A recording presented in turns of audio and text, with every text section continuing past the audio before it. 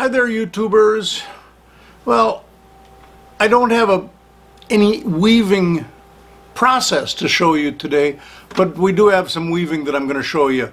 And basically, I've been taking some projects off of looms lately and finishing up some projects that I started that it was time to get them finished and off the loom. So the first thing I want to show you is a couple of towels I made. I had a few videos maybe a month or so ago where the warp thread that I was using was a cotton linen blend. No, a cotton hemp blend. Let me get that right. And they're 8-shaft patterns that I got out of the Strickler book. So here's one of the towels. They're about 26 or 27 inches wide from this hand to this hand, and about 32 inches from this side to this side.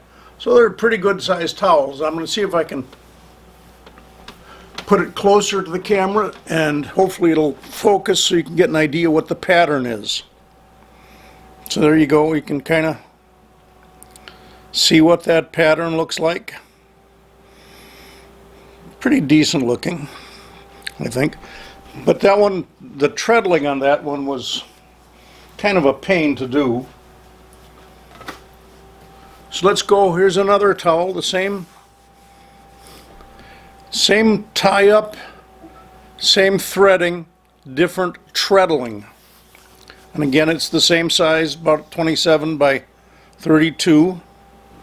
Can you see the nice diagonal lines? And a little mistake right there with that white line. So let's take a look at that one from the back. And again, that white line shows up, but you get an idea. You can kind of see it. The lines don't show up as good on the back. And what I did was, for each towel I used a different color weft, but they've all got the same warp. So this one's the same size. I'm not going to unfold it. I'll just show it to you so you can see the pattern. There we go. Using a purple weft yarn.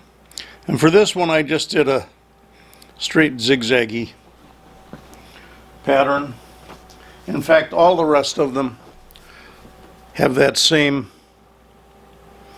kind of a pattern color. Let's take a look at this one from both sides. So on this side, the white line kind of stands out, and over here the green line stands out a bit more. So that's the front and back of that one. And finally, I did one in red, and again you can see the white line really kind of stands out on this side, and on the other side it shows up more as the red line. So there's the towels. I had a little bit of leftover warp from that one. So this is the piece where I used up little bits of leftover weft thread that I had on bobbins floating around the house from previous projects and partly from this project. Same weaving pattern with the diagonal lines, but I just used up some different colors and finished off this little amount of warp that was left that I could still work with on the loom. So there's that. Let's take a look then at this one. Now this is completely different. It's a real bulky knitting yarn. It's an acrylic yarn. I think knitters have like size numbers on their yarns, and this is, I think this is a size 6, might be a size 5. Anyways, it's an acrylic yarn that I got over at Jo-Ann Fabrics, and the pattern is out of the Strickler 8-shaft book, and it's an undulating log cabin type design. I think it looks pretty neat. This thing's about Almost have to back up, don't I, so you can see this.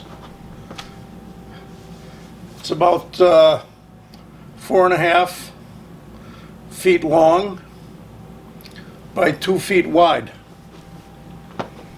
And this is going to go to that church prayer shawl ministry that I sometimes donate stuff to.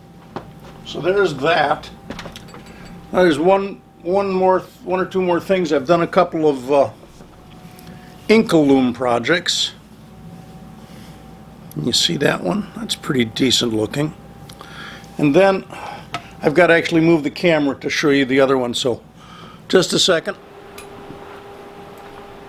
Okay, so there's my Inkaloom, but before I get that, I'm going to show you a couple other little things here. Here's another Inkaloom project that I've been making. And this is getting turned into a pair of suspenders, and you can see right there I've got they call them rabbit ears, leather rabbit ears for buttoning onto a pair of pants.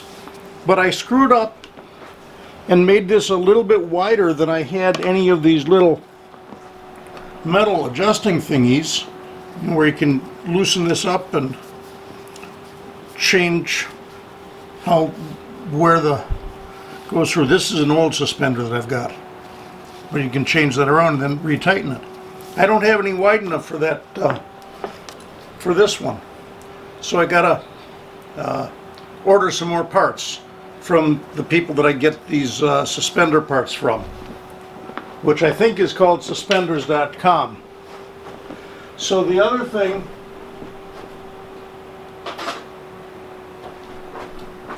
obviously this project, you can see here, from here to here, I can't advance the warp on this thing any farther. It's really tight already. So it's time to take this off the loom, and we'll kind of just eyeball the distance between there and there, and we'll take the first half off, and then we'll eyeball this, pull it out of the heddles, and let's see if I can bring this up and show you.